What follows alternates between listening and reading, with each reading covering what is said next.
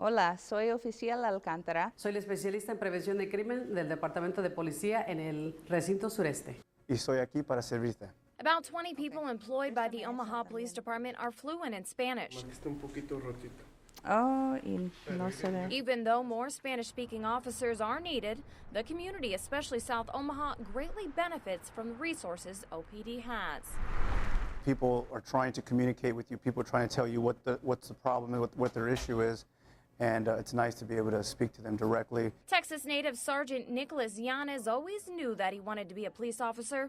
He wanted to work in a city where being bilingual would be an asset to the force. He found Omaha was that place. It was very frustrating for me because I really wanted to help. I really wanted to understand them. And I wanted to be able to communicate my side of it to them so they could understand this process. Unlike Sergeant Yanez, Officer Rutina Alcantara was not fluent in Spanish when she was hired by the Omaha Police Department. Que se ven en las noticias se van a ver. But after years of patrolling in South O and becoming frustrated that she couldn't easily communicate, she took it upon herself to learn Espanol. When I started speaking Spanish very fluently, I saw right away that there's relief on someone's face when they see, oh, they speak my language, and then, it just starts the conversation going. Hola, buenos días. Being able to communicate in Spanish is crucial for solving crimes in Latino community. To be able to make a connection and communicate with somebody and really get good details and then make a good arrest. It's essential. We need that when we're speaking in English. We need a good communication. So in Spanish, it's just as necessary. Speaking the language can also save lives. The man with the gun was intoxicated and he didn't speak English. So he kept yelling in Spanish, and they kept yelling commands to him in English, but he wasn't understanding. So I showed up immediately after, and I was able to give out a few commands in Spanish. He understood what I was saying. He complied with my demands, and it turned out to be a non-lethal situation. Being a bilingual officer not only breaks down any barriers between a citizen and an officer, but it also builds trust. Trust is crucial for the Omaha Police Department to both protect and serve all of Omaha. In any community, you want to have that trust between the police and the community, and I think we've definitely done that in South Omaha. Every day, Spanish-speaking officers are out patrolling the streets of South Omaha, ¿Cómo están? building relationships and serving a community. Pues buenos Their días, hard work hombres. doesn't go unnoticed by the Latino community. Está muy bien con un policía que no sabe ni español nada. They feel very happy when there is an officer who can speak Spanish so they can communicate freely with. Not only do the citizens of South O get something out of having Spanish-speaking officers in their neighborhood, ¿Este pasaporte que tienes lo perdiste aquí en Omaha? the bilingual officers also get something too. It's a tool you can't put on your belt, and it's something that really helps you have a relationship with your community. Emily Zink, KMTV, Action 3 News. Bien, bien.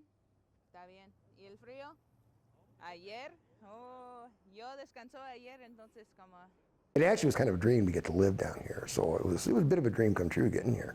Back in 2010, Tom Wood took a gamble, paying a mere $52,000 for a foreclosed 4,000 square foot home near 61st and Florence Boulevard. Wood saw the potential in both the neighborhood and the big brick home's old bones. But the neat thing about it is that it was basically a blank canvas, which meant I could do whatever I wanted to do to it. So structurally it was sound. It just needed a lot of work to bring it back to shape. You want to have some idea what it was like when I got here? Yes. Hold on to your hats. Everything from the electrical to the windows had to be replaced in this century-old home. But Wood didn't view the remodel as a challenge. He saw it as a way to bring this old house and historic neighborhood back to life. Many, many decades ago, Florence Boulevard was referred to as Omaha's most beautiful mile. But today, many people don't even know this neighborhood exists. But on Sunday, you could come check out the beauty that still lives here. I mean, this area used to be where the prominent people in Omaha lived. I mean, you have former mayor who lived here, a state senator who lived here, the inventor of Duncan Hines chocolate cake mix lived in this neighborhood. I mean, this has got such a rich history. Christine Gerber, the executive director of Restoration Exchange, and her colleagues have made it their goal to introduce the community to hidden gems, just like the Florence Boulevard neighborhood, by putting on home tours. We want to really, in essence, as part of our mission, is really educate and motivate people to bring these homes back to life. 8 different homes along Florence Boulevard will be on tour this Sunday from noon until 5 o'clock. Tom Wood's home will be one of them, and he wants to show the community that he and his neighbors are already ahead of the housing trend. You got to remember that 50 years from now, those brand new neighborhoods in West Omaha are going to be 50, 60, 70 years old. They'll have their issues too. So, you know, we're ahead of the game down here. We've already come back to the revival here. Emily Zink, Upfront at 4. Every day, thousands of cars fly past 51st and Dodge. But this street is more than just a route to work or downtown Omaha. Tucked away underneath is a pedestrian tunnel. 80 years ago, crews spent countless hours building the structure. They had to use hand tappers to tap down the soil because the transcontinental cable from New York to San Francisco ran underneath Dodge, and they didn't dare hit it with a machinery. This tunnel was built in the 1930s. Back then, it was coined Dodge Street Subway, and it's the only remaining tunnel in Omaha. Subway is the British term for a pedestrian tunnel. When it was built in 1934, the main reason was for kids to safely get across Dodge Street. Dave Schinzel with the Dundee Memorial Park Association says there have been issues with vandalism in the past, but his mission is to preserve the tunnel and make it more than just an empty walk space. What we're looking at is installing new LED lighting, some masonry work that needs to be done. Next fall, installing a mural on the inside walls that will be created by Dundee school students. Bikers and walkers who use the underpass daily agree it's become an eyesore in need of improvements. It's really in disrepair. It smells. You could see the ceilings falling down. The lighting's pretty bad. The reconstruction will cost about $30,000. Some donations have come from Leo Daly, neighborhood volunteers, and a city grant. The goal is to have the project complete by fall of next year. We will be installing new signs that say Dodge Street Subway. So you'll be able to see it and people will know it's here. In Omaha, Darren Newson, KMTV Action 3 News.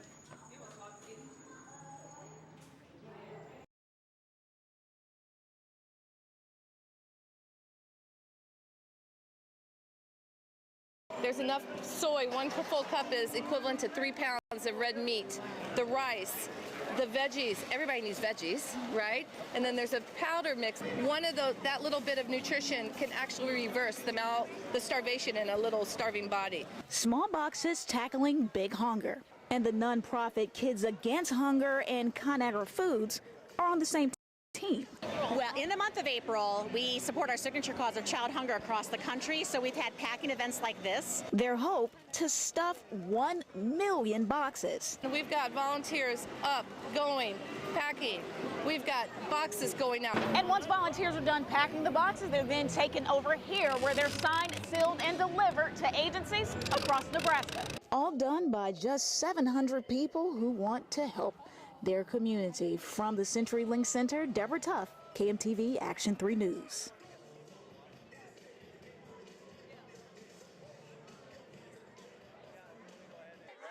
Go Big Red! Go Big Red! Before 5 Friday morning, eager Husker fans crowded the Amtrak station. Our only agenda item today is to get to Evanston. Husker fan Lori Callahan organized a group trip to catch the early train to Chicago to watch the Huskers take on the Northwestern Wildcats Saturday night. 2 years ago, we went out to Northwestern, and about 20 of us. And we had so much fun on the train, everybody wanted to go. So this year, there's about 64 of us, and we're meeting about another 10 people when we get up to Northwestern. They aren't the only ones headed to the Windy City. Jerry Castens joins another group of 5 couples. Every year they pick one game to attend. They normally drive. This year they chose Amtrak. We've got our tailgate spot already picked out. It was one we did 2 years ago. We can't wait to get back to Northwestern.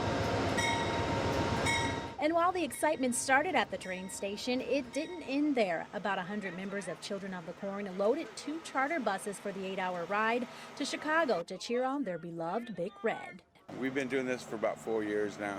This is our 4th annual. And it's friends and family. It's Husker Nation, that's what it is. We went there 2 years ago. It was a blast, so we're definitely going back. and some even bring a few items they say are their good luck charms. Let's see, they're my fuzzy orange boots. Well, they've been with me a few years now, so they're getting a little dirty, but they've gone to, watched a few million Husker games with me. This is going to be fun. We're going to win. In Omaha, Dara Newson, KMTV Action 3 News. Well, because of an unstable foundation, city engineers feared that the retaining wall of this building behind me would come crashing down, but they didn't think it would happen so soon. It kind of sounded like thunder, but it was so loud, you know it wouldn't be thunder. A loud crash woke up those living in both the Columbian and Knickerbocker apartments near 38th and Jones. The impact shook their bedrooms. It took about 10 seconds, and it was incredibly loud. And once it was done, there were people out here, the police showed up, and it was pretty chaotic. A little after 3 o'clock this morning, residents poured out of their apartment complexes to realize that it wasn't an explosion they heard, but the retaining wall of a parking garage belonging to the Knickerbocker apartments had collapsed. When they called me this morning, I didn't expect it to move quite that far that fast. Jay Davis, the superintendent for the City of Omaha's planning department, says that city inspectors checked out the building on Friday, notified residents that it was deemed condemned yesterday, and it fell less than 24 hours later. Normally we condemn a building, it's on the list for about 2 years before we get to it. This is one of those cases where it was pretty sudden, obviously somewhat catastrophic in nature. The good news is nobody got hurt. That amount of debris coming down could have done a lot of serious damage. Only one garage occupant was lucky enough not to have lost anything when the wall came down. He moved his car last night when a city inspector advised him the building was no longer safe. But in terms of safety, everyone lucked out. You can always replace things, you can't replace people. Jay Davis says once city engineers figure out how they're going to stabilize this building behind me, then it's up to the insurance company of the Knickerbocker apartments to come in and remove the debris and the rest of the building. Reporting near 38th and Jones, Emily Zink, KMTV Action 3 News. At approximately 4 o'clock this morning, Sarpy County received a phone call of a personal injury accident about 1/4 mile north of the Platte River on Highway 50.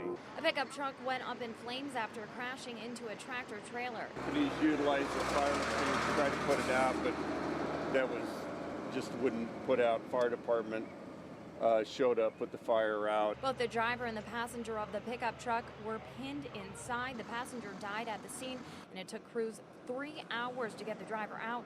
A medical helicopter then took him to the Nebraska Medical Center. The driver of this semi is expected to be okay. This investigation is ongoing, but what they do know is that the driver of the pickup is at fault. The white pickup truck was on Highway 31 eastbound. Apparently it ran the stop sign, hit the side of the trailer, went underneath, and the vehicle was drug about 300 feet. At the moment, the driver's condition is not known, but we will bring you any updates on air and online at KMTV.com. Reporting in Louisville, Emily Zink, KMTV Action 3 News. Like most of us, the ice surveyors can't wait for the warm-up come the end of the week, but for them, a warming trend in the winter means less chance of flooding come spring and summer. But with the thickness of the ice right now, that doesn't look to be a problem. I feel real good about it right now. I really do. I think we've got a very good chance of getting out of here without, definitely without any major flooding, and I'm hopeful there's not going to be lowland flooding. Each week during the winter months, a crew with the Papio Missouri River Natural Resources District goes out onto the Platte River to check the current ice situation. We cut the hole, and then we measure the thickness of the ice. Say, there, I think it was 9 inches last week. The crew measured a slight change this week. 12.5, Rich! The ice has thickened by a little over 3 inches, but that doesn't seem to be too much of a concern for the crew. That's really not unexpected with the cold spell that we had the last week or so. Everything really doesn't look too bad at this point. The thicker the ice, the more likely flooding is to occur later on in the year. But right now the river is in the safe zone for ice thickness, but there is a danger zone the crew never likes to see. Right now, the surveyors hope to see the Platte River freely flowing by March 1st. Reporting just outside of Valley, Emily Zink, KMTV Action 3 News. Judge Peter Battalion says there's no doubt that Lori Jenkins helped get rid of evidence after the Spring Lake Park murders. She's convicted of getting rid of Christine Bordeaux's clothing and wallets of the victims, Jorge Ruiz and Juan Pena. She's also responsible for lying to investigators about buying ammunition that was ultimately used in Nico's killing spree. We had statements that she gave to the police that were video recorded, and then when she testified in trial, that was much different than what she had told the police in some regards. So I think, yeah, her statement changed depending on where she was at. It wasn't unexpected. The evidence as it went in was not favorable to my client, obviously. There are clearly questions as to what actually transpired, but I was not surprised, no. Jenkins wouldn't plead guilty to one accessory count to have the other two dismissed, saying if you're not guilty, don't take the plea. After the verdict, she had some choice words. No evidence, injustice, completely malicious prosecution. Jenkins was also accused of giving a gas can to Warren Levering after the Andrea Kruger murder so they could burn her SUV. The judge found her not guilty on that count because she didn't know what the gas can was being used for. She was told Nico and the other relatives were out of gas.